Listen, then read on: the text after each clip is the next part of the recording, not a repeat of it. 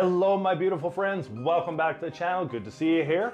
So today's video I'm going to show you how I took a $4 toy from the dollar store, little bit of paint, a little bit of extra things added on, and I'm going to turn that into a starting line for my Gaslands game.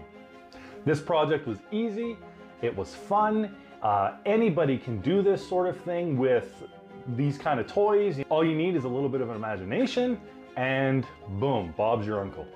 So why don't we get to the video and I'll show you how I did this. It was pretty easy. Okay everybody, here it is. Here's that little toy that I got from Dollarama. This is a basic crane. Actually had a bunch of other stuff with it too, so it was a pretty good deal for $4 anyway. So that's the basic starting blocks of what I got to work with.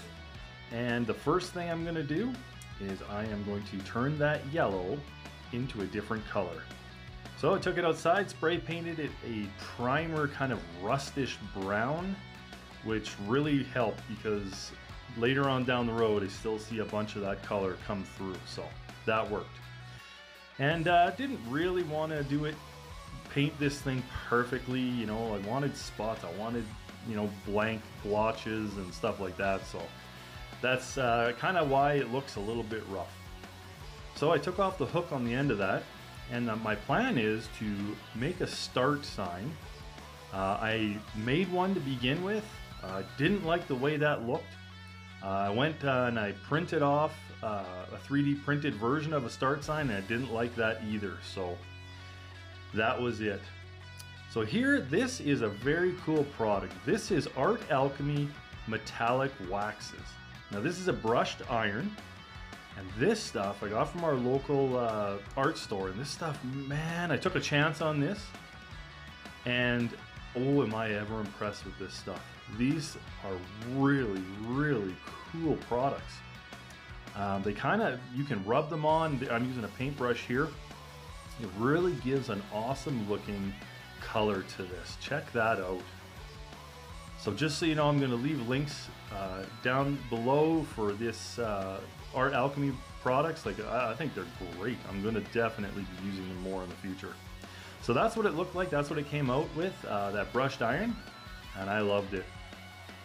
So moving on, what I did was I printed off a couple of scatter pieces. This here is a barricade, and there's some tires, and just did a quick rough paint job on these.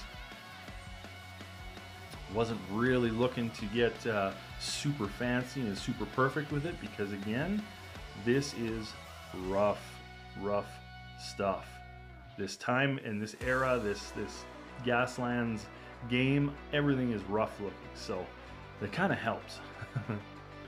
So after that, I used a small piece of plywood, just painted that up brown, and then I'm just going to glue the crane right on top of this piece of plywood as a base, and from there I'll be adding a few more things just so it kind of fills up, so it's not so boring, I guess you could say.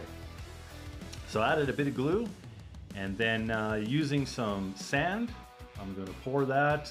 I made sure not to use put sand everywhere. You know, I wanted to use a little bit of different flocking as well, so I just used sand in certain areas. And the glue that was left over, the glue that was still showing, I used my flocking that I made here a while ago. And this project really has also helped me understand that you know, I'm going to work on my terrain, my flocking. I think I can do better than I'm doing, so I'm going to be working on that in the future. So after that, I just started gluing down those pieces. This is the barricade with the drums and tires and sheet metal, and the bunch of spare tires that I printed off as well. So those are going to go on there. That's going to kind of fill it up, and it's going to make it a little bit more interesting than just a crane on a piece of land. So after that, I mixed up a bunch of different colors, a bunch of rust inspired colors, you know, I probably couldn't mix them the same again. But I used quite a few colors actually, probably 3 or 4 different colors to kind of blotch on there, kind of tap on all over this crane just to give it a really interesting rusting color. Here I think this is some kind of rust yellow that I'm putting on, and it turned out pretty well actually. This came out good because normally I would do a couple of colors, but I went a little bit more. You know, as we continue on in this form of art, you really work on things and you really try more and more just to get more of an interesting look. So that's what I did. And right there I just did a little bit of a dry brush, and then after that was dry I went in and did a black wash over the whole thing, trying to get into the spaces where there was a little bit of yellow paint still, or pardon me, yellow plastic, and that actually looked really cool because it had this dirty yellow look.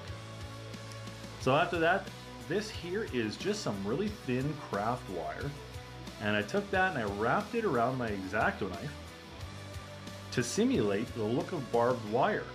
Now this turned out pretty good. Now I don't have the little tiny spikes on here. I'm not sure if I'm going to try that in the future or not.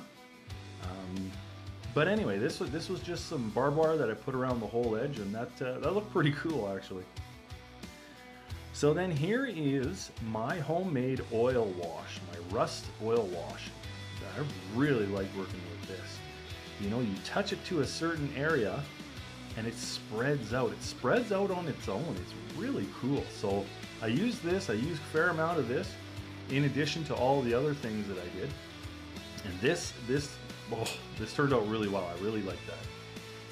So here's more of that Art Alchemy metallic wax, and this one here is patina green. And I wanted to use a little bit of this, not too much, but a little bit to give it some more depth. And man, I really enjoy this stuff. I highly encourage you guys to check this stuff out because this is cool, and this little thing is going to last forever. So this is pretty much the end of the video here, guys. Thanks so much for watching. We'll see you again.